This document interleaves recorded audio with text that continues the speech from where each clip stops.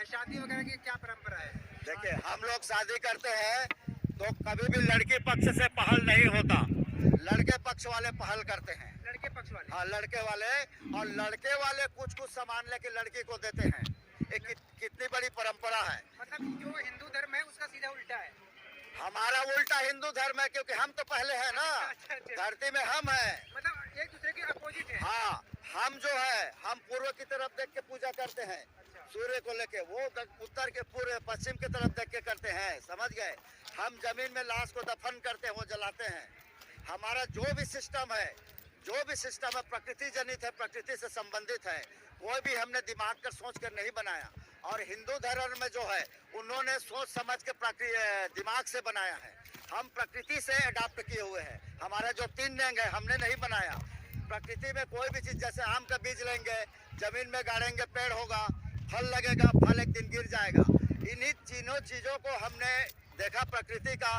और अपना आदिवासियों का 3 नेंग है, जन्म संस्कार है, विवाह संस्कार है, मृत्यु संस्कार है। आपके हिंदू धर्म में 16 नेंग है।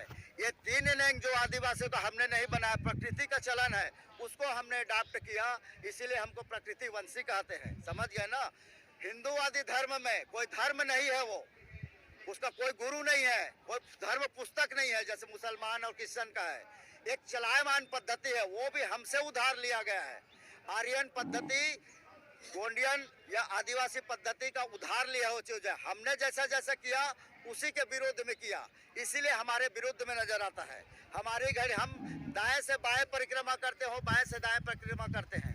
हम सूर्य की दिशा की ओर चलते हैं, वो सूर्य की दिशा के विरुद्ध में चलते हैं। ये सारे चीजों से ये पता चलता है कि जितना भी कॉन्सेप्ट है भारत में, पूरा ट्राइबल लोगों का है। ट्राइबल का ही कॉन्सेप्ट है, और ट्राइबल के कॉन्सेप्ट को आप बचा के रखेंगे तभी समझिए आपकी प्रकृति जिंदा रहेगी, ग्लोबल वार्मिंग से बच पाएंगे, और कोरोना से भी बच पाएंगे।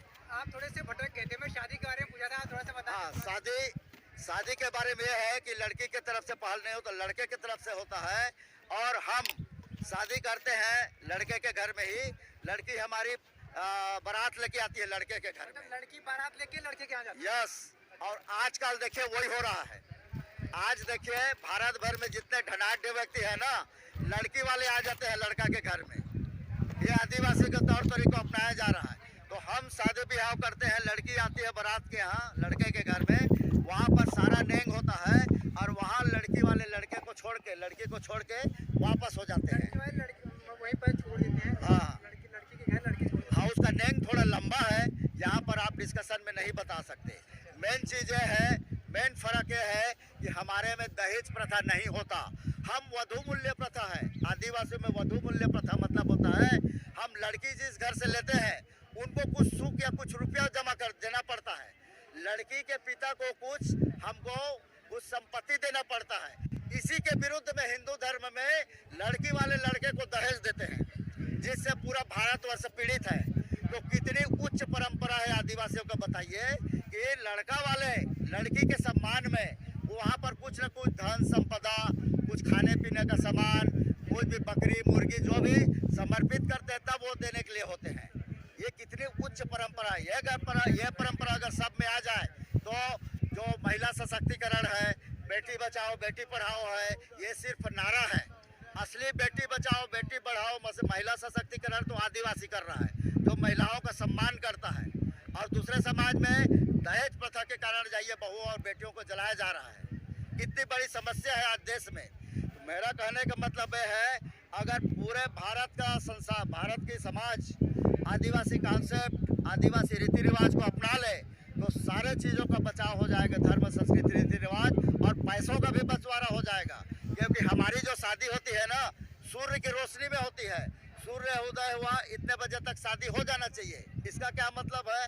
इसका मतलब है आपका डीजे का बचाव हो गया, आपका धनाधन जो साउंड सिस्टम चलता है उसका बचाव हो गया। कितनों हजारों रुपया बचाया जा सकता है अगर आदिवासियों के विवाह कल्चर को अपनाया जाए। और आपके माध्यम से संदेश देते हैं कि आप अगर समाज में बहुओं को, महिलाओं को अगर सम्मान देना चाहता है तो आदिवासी तौर तरीके को आपको अपनाना पड़ेगा। आपको लगता है कि जो मॉडर्न समाज है ये लग्जरियस लाइफ जीने के चक्कर में सब कुछ मॉडर्न होता जा रहा है, तो आपको लगता है ये प्रकृति के खिलाफ है? मॉडर्न के आप लोग अभी भी मतलब वैसे ही मतलब कि तौर तरीका उसी तरीके से जी रहे हैं, रोजगार वगैरह भी सब वही वैसे ही है? नहीं, ऐसा नहीं है। मैं पहले ही आपको बताया विकास किसको बोलते हैं, मॉडर्न किसको बोलते हैं। मॉडर्न के दो रास्ते हैं, एक प्रकृतिवादी रास्ता जो आदिवासी अपनाया है, एक मॉडर्न का रास्ता जो दूसरा अपनाया हुआ है। मॉडर्न के रास्ते में आगे जाएंगे तो गड्ढा है, गड्ढा में गिरना ही गिरना है मॉडर्न कल्चर अगर अपनाएंगे तो। लेकिन आदिवासी कल्चर अपनाए जाएंगे तो स्टेप अप होना है। आदिवासी जो कल्चर होता है स्टेप अप होता है, क्योंकि प्रकृति क्या है, मल्टीप्लिकेशन करता है ना, मल्टीप्लिकेशन। अभी नीम का पेड़ है, ये पेड़ फल लगेगा, हजारों फल लगेगा, फिर वो जमीन में गिरेगा, फिर उससे हजारों होगा। तो आदिवासी का कॉन्सेप्ट, आदिवासी का तौर तरीका प्रकृति को मल्टीप्लिकेशन करता है। और जो मॉडल जो संस्कृति बोल रहे हैं ना, वो सारे कल्चर और प्रकृति को संकुचित कर रहा है, क्लोज कर रहा है, कम कर रहा है।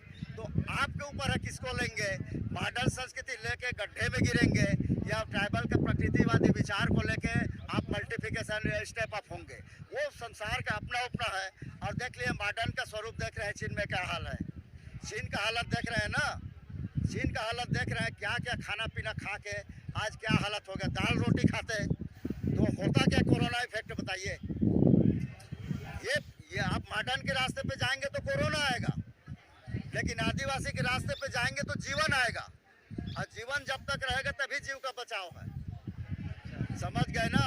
जीवन को नष्ट नहीं करना चाहिए, जीव को नष्ट करना चाहिए। बहुत बड़ा फिलॉसफी बता रहा हूँ। जीव नष्ट कर देंगे तो नया जीव बना सकते हैं, लेकिन जीवन नष्ट कर दिए तो दूसरा जीव नहीं बना सकते। बहुत बड़ा फिलॉसफी है ट्राइबल का। और जीवन क्या है, यही हवा, अग्नि, पानी, आकाश, येर तोली, अद्दी वल्ली, पोकली, क्षितिज, जल, पावक, गगन, समीरा, पेड़ पौधा, वनस्पति, ये जीवन है। अगर आप जीवन को बचा लिए कल तभी जीव रहेगा। अगर जीवन नहीं बचा पाए तो जीव अपने आप खत्म हो जाएगा। जो आदिवासी होते हैं वो पूरी तरह से शाकाहारी होते हैं? नहीं, ऐसा नहीं है। शाकाहारी नहीं कहना चाहिए। किस चीज़ का मांस खाना, देखिए शाकाहारी और मांसाहारी ये कोई पाप पुण्य के अधीन हमारा विचार नहीं है।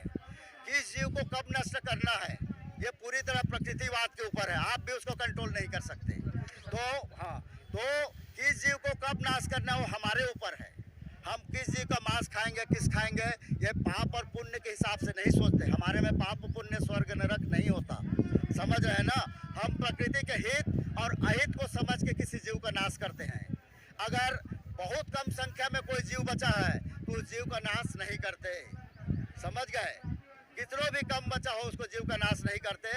जो जीव प्रकृति को नाश कर रहा है उस जीव का नाश करते। जैसे धान का फसल होता है, धान का फसल होता है तो बहुत सारे कीड़े मकोड़े आते हैं ना, आते हैं कि नहीं। तो अगर उन कीड़े मकोड़ों को अगर नाश नहीं करेंगे तो कल के लिए आपके लिए चावल होगा क्या, तो उसको मारना क्या हिंसा कहलाएगा क्या, बताइए। आप जो थाली में खाना खाते हैं, कभी सोचे हैं कितने कीड़े मकोड़ों को मार कर आपके थाली में चावल आया है। कम से कम 1 by 1 मीटर के एरिया में अगर जहर छिड़क के देखें दवाई मारने का, 70-80 कीड़े मकोड़े मरेंगे। तो आपके थाली में अगर 1 पाव चावल आता है तो कम से कम 70 कीड़े मकोड़े को मार कर आपके थाली में चावल आया है। तो सबसे बड़ा हिंसावादी तो आप हुए जो स्वीकार नहीं कर रहे हैं। इसीलिए मैं बोलता हूँ प्रकृति में प्रकृति के नियम, उसके हित और अहित को सोच के ही हम किसी जीव का नाश करते हैं। जो कीड़े मकोड़े हैं अगर उसको आप नहीं मारोगे तो आपके धान में जो धान है, गेहूँ है, उसको खा देंगे और आपके लिए खाना नहीं बचेगा, कल आप मर जाओगे। इसलिए उस कीड़े मकोड़े को मारना जरूरी है। ये ट्राइबल फिलॉसफी है, ट्राइबल दर्शन है, इसको बड़ा बड़ा समझ नहीं पाता, समझ रहे हैं। वो हम लोग स्टडी कर रहे हैं, रिसर्च किए हैं, बांग्लादेश, पाकिस्तान और श्रीलंका जाके तब ये सब समझ पाते हैं। अभी हमारा मेक्सिको जाना होगा, वहाँ का जो मैं जो ट्राइब है ना, माया सभ्यता वाले, उनसे हमारा डिस्कशन है।